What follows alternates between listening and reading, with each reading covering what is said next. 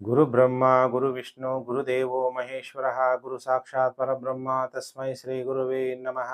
ಓಂ ಶ್ರೀ ಗುರುಭ್ಯೋ ನಮಃ ಪರಮ ಗುರುಭ್ಯೋ ನಮಃ ಪರಮೇಷ್ಠಿ ಗುರುಭ್ಯೋ ನಮಃ ಜಗದ್ಗುರುವೇ ನಮಃ ಸದ್ಗುರುವೇ ನಮಃ ಕುಲದೇವತಾಭ್ಯೋ ನಮಃ ಗ್ರಾಮದೇವತಾಭ್ಯೋ ನಮಃ ಇಷ್ಟದೇವತಾಭ್ಯೋ ನಮಃ. ಓಂ ನಮಃ ಶಿವಾಯ.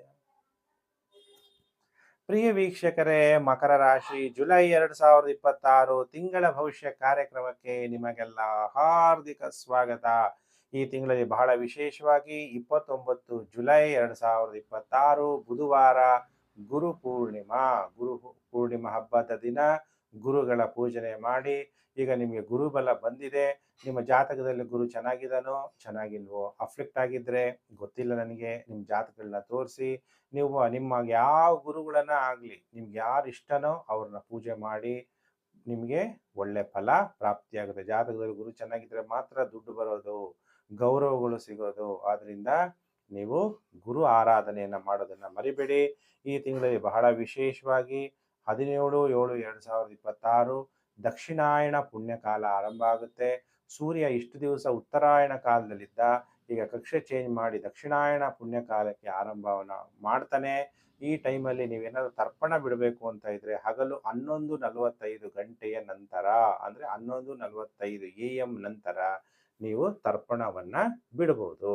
ಈಗ ಮಕರ ರಾಶಿ ಜಾತಕರಿಗೆ ಈ ತಿಂಗಳಲ್ಲಿ 3 ಗ್ರಹಗಳ ಪ್ರಭಾವ ಹೇಗಿರುತ್ತೆ ಅನ್ನುವಂಥ ವಿಚಾರವನ್ನು ತಿಳಿಸ್ತಾ, 4/7/2026 ಮಕರ ರಾಶಿಯವರಿಗೆ ಶುಕ್ರ ಯೋಗಕಾರಕನಾಗಿದ್ದಾನೆ. ಮಕರ ರಾಶಿಯವರಿಗೆ ಶುಕ್ರ ಯೋಗಕಾರಕ, ಪಂಚಮಾಧಿಪತಿ, ದಶಮಾಧಿಪತಿಯಾಗಿ ನಿಮ್ಮ ಜನ್ಮ ರಾಶಿಗೆ ಅಷ್ಟಮದಲ್ಲಿ ಸಂಚಾರ ಆಗ್ತಾನೆ. ಅಷ್ಟಮ ಅಂದಾಗ ಕರ್ಕಾಟಕ ರಾಶಿಯಿಂದ ಸಿಂಹ ರಾಶಿಗೆ ಸಂಚಾರ.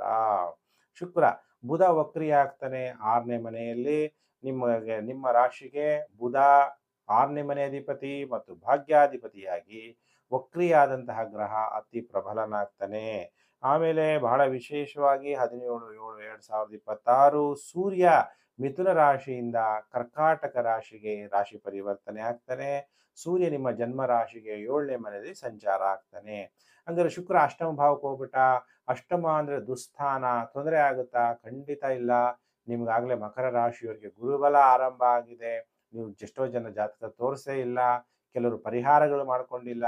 ಗುರುಬಲ ಬಂದಾಗ ದೋಷಗಳನ್ನ ಪರಿಹಾರ ಮಾಡಿಕೊಂಡ್ರೆ ಬೇಗ ಫಲಗಳು ನಿಮಗೆ ಪ್ರಾಪ್ತಿಯಾಗುತ್ತೆ.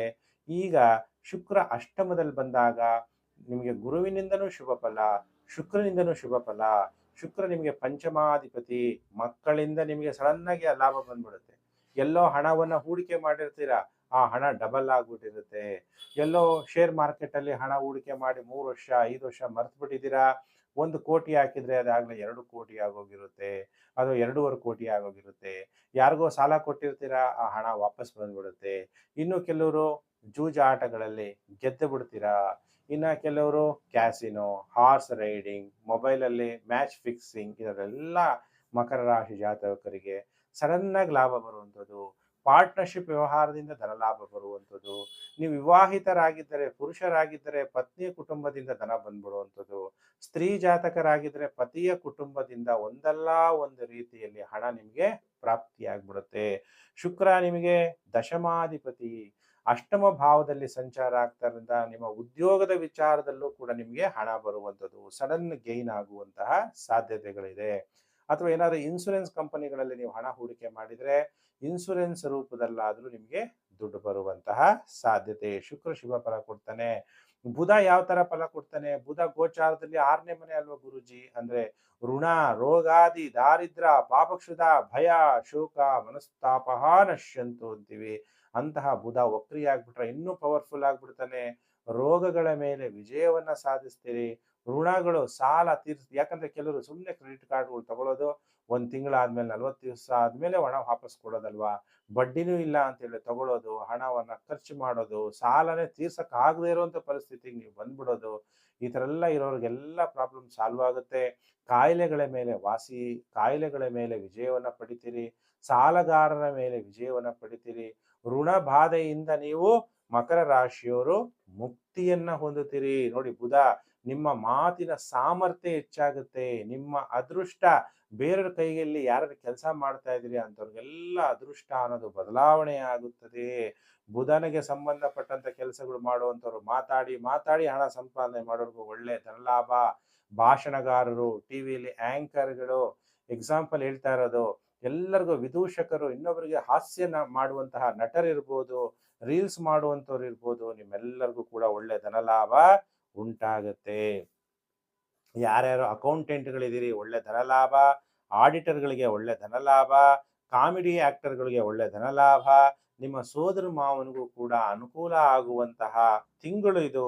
ನೀವು ಪುರುಷ ಜಾತಕರಾಗಿದ್ರೆ ನಿಮ್ಮ ಗರ್ಲ್ ಫ್ರೆಂಡ್ಗೆ ಒಳ್ಳೇದಾಗತ್ತೆ. ನೀವು ಸ್ತ್ರೀ ಜಾತಕರಾಗಿದ್ರೆ ನಿಮ್ಮ ಬಾಯ್ ಫ್ರೆಂಡ್ಗೆ ಎಲ್ಲ ಮನೋಕಾಮನೆಗಳು ಅವ್ರ ಮುಖಾಂತರ ನಿಮಗೂ ಒಳ್ಳೇದಾಗುತ್ತೆ, ನಿಮ್ಮ ಮುಖಾಂತರ ಅವ್ರಿಗೂ ಕೂಡ ಒಳ್ಳೇದಾಗುವಂತಹ ಕಾಲ ಮಕರ ರಾಶಿಯವರಿಗೆ. ಏನಪ್ಪಾ ಸೂರ್ಯ ಗೋಚಾರದಲ್ಲಿ ಸಪ್ತಮ ಭಾವಕ್ಕೆ ಬಂದ್ಬಿಟ್ಟ ಅಂದ್ರೆ ಕರ್ಕಾಟಕ ರಾಶಿಗೆ ಬಂದ್ಬಿಟ್ಟ, ಅದರಲ್ಲೂ ಕೂಡ ಅಷ್ಟಮಾಧಿಪತಿ. ಹಾಗಾದ್ರೆ ಮಕರ ರಾಶಿಯವರಿಗೆ ನೆಗೆಟಿವ್ ಫಲ ಕೊಡ್ತಾನ? ಖಂಡಿತ ಇಲ್ಲ. ಸೂರ್ಯ ಸರ್ಕಾರದ ಎಲ್ಲಾ ಕೆಲಸ ಕಾರ್ಯಗಳು ಈಡೇರುತ್ತೆ. ಸೂರ್ಯ ಗುರುವಿನ ಜೊತೆಗೆ ಸೇರಿದಾಗ ಜೀವಾತ್ಮ ಸಂಯೋಗ ಆಗಿ ನಿಮ್ಗೆಲ್ಲ ಒಳ್ಳೆ ಫಲ ಪ್ರಾಪ್ತಿಯಾಗುತ್ತೆ. ಪ್ರಿಯ ವೀಕ್ಷಕರೇ, ವಿಡಿಯೋ ಲೈಕ್ ಮಾಡಿ, ಶೇರ್ ಮಾಡಿ, ಸಬ್ಸ್ಕ್ರೈಬ್ ಮಾಡ್ಕೊಂಡಿದ್ದಕ್ಕೆ ನಿಮ್ಮೆಲ್ಲರಿಗೂ ಕೂಡ ಧನ್ಯವಾದ. ನಾನು ಮತ್ತೊಂದು ವಿಡಿಯೋದಲ್ಲಿ ಮತ್ತೆ ನಾನು ನಿಮ್ಮನ್ನು ಭೇಟಿ ಮಾಡ್ತೀನಿ. ನಮಸ್ಕಾರ.